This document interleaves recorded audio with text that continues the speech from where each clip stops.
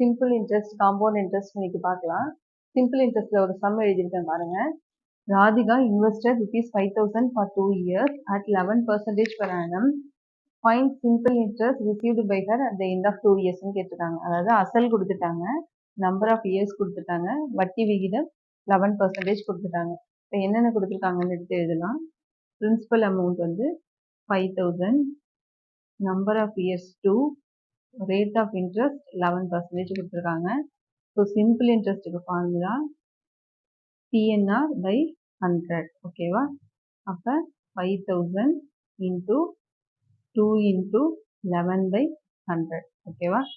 இப்போ இதை கேன்சல் பண்ணீங்கன்னா 1100 வரும். இது வந்து எஸ்ஐ சிம்பிள் இன்ட்ரெஸ்ட். சப்போஸ் வந்து உங்களுக்கு அமௌண்ட், அதாவது 2 இயர்ஸ்க்கு அப்புறம் டோட்டல் அமௌண்ட் எவ்வளோ இருக்குன்னு கேட்டாங்கன்னா, இந்த அசலோட இந்த வட்டியை வந்து ஆட் பண்ணீங்கன்னா உங்களுக்கு வந்து அமௌண்ட் கிடைக்கும். நெக்ஸ்ட் சம் பார்க்கலாம்.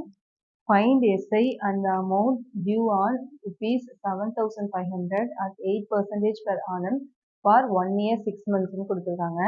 அதாவது பிரின்சிபல் அமௌண்ட்டு நமக்கு வந்து 7,500, N வேல்யூ, R வேல்யூ 8%. ஓகேவா? இப்போ N வந்து 1 year 6 months கொடுத்துருக்காங்க. 1 இயருக்கு 1 போடுவீங்க, 6 monthsக்கு 6/12 போடணும். ஓகேவா? அப்போ வந்து என்ன வரும்? 2 1/2ன்னா 3/2ன்னு வரும். ஓகேவா? 1 year and 6 months கொடுத்துருக்காங்க. 1 இயருக்கு 1 முழுசாக எடுத்துக்கிறீங்க, 6 monthsக்கு 6/12ன்னு எடுத்துக்கிறீங்க. இதை கேன்சல் பண்ணால் 1/2 வரும். ஸோ இதை வந்து சிம்பிளிஃபை பண்ணால் 3/2 வரும். ஓகேவா? இப்போ எல்லாம் தெரிஞ்சிச்சா? இப்போ SI equal to PNR by 100. 7,500 into 3/2. இங்கே வந்து N வேல்யூ ஃபைண்ட் அவுட் பண்ண 3/2. 8/R, 8/100. ஓகேவா? இதை கேன்சல் பண்ணீங்கன்னா 900 ரூபாய் வரும். அதுக்கப்புறம் அமௌண்ட் கேட்டிருக்காங்க. ஸோ பிரின்சிபல் அமௌண்ட் ப்ளஸ் வட்டி இது ரெண்டையும் ஆட் பண்ணால் அமௌண்ட் கிடைக்கும். So 7,500 plus 900 equal to 8,400 rupees. ஓகேயா?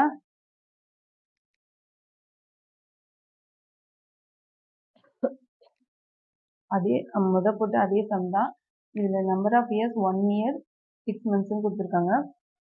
அதனால அதை இப்படி சிம்பிளிஃபை பண்ணி நம்ம இதில் ஃபார்முலாவில் சப்ஸ்டியூட் பண்ணுறோம். நெக்ஸ்ட் சம் பார்க்கலாம். Find the rate percentage per annum when a principal of ₹7,000 earns a SI of ₹1,680 in 15 months கேட்டிருக்காங்க. ஸோ வந்து SI equal to PNR by 100. இப்போ SI வந்து 1,680 கொடுத்துருக்காங்க. பிரின்சிபல் அமௌண்ட் வந்து 7,000 கொடுத்துருக்காங்க. இன்டூ N வேல்யூ பாருங்க 15 months. இங்கே வந்து ரேட் பர்சன்டேஜ் பர் ஆனம் தான் கேட்டிருக்காங்க. ஸோ இதுவும் நம்ம வந்து இயர்ஸாக மாற்றணும்னா ஸோ வந்து 16/12ன்னு போடுவோம். ஓகேவா? அதுக்கப்புறம் R நமக்கு தெரியாது, by 100. ஓகேவா? இப்போ வந்து இந்த R வேல்யூ தான் ஃபைண்ட் அவுட் பண்ணுவோம். ஸோ வந்து ஆரை மட்டும் வச்சுட்டு மிச்சம் எல்லாத்தையும் இந்த சைடு கொண்டு வந்தால் R equal to 1,680 into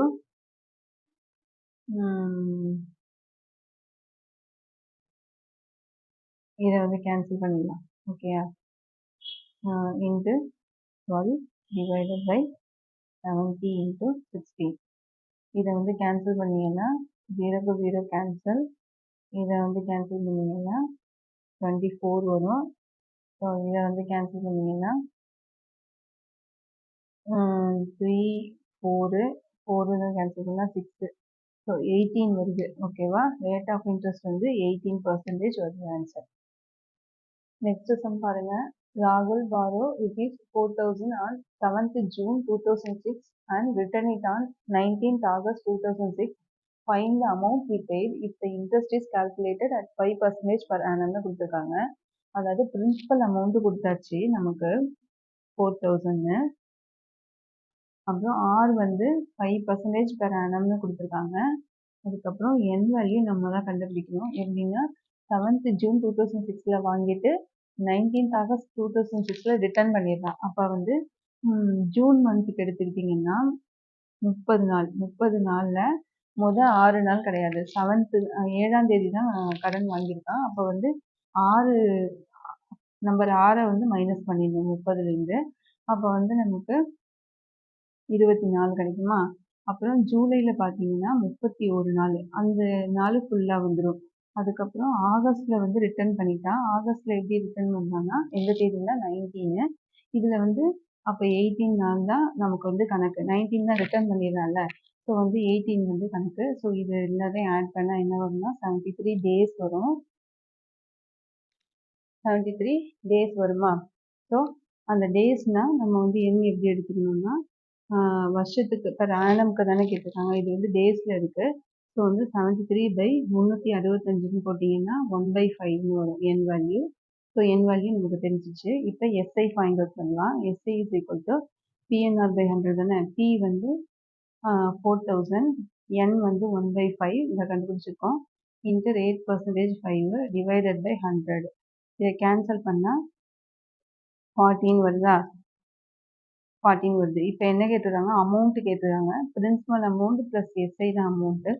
so principal amount வந்து 4000 plus 40 is equal to 4040 rupees. ஓகேயா?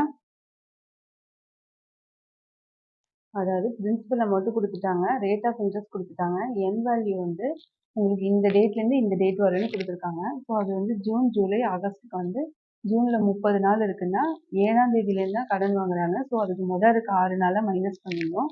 அதுக்கப்புறம் ஜூலையில் 31 நாள் அப்படியே எடுத்துக்கணும். ஆகஸ்ட்டு 19ஆம் தேதி ரிட்டர்ன் பண்ணுறாங்க.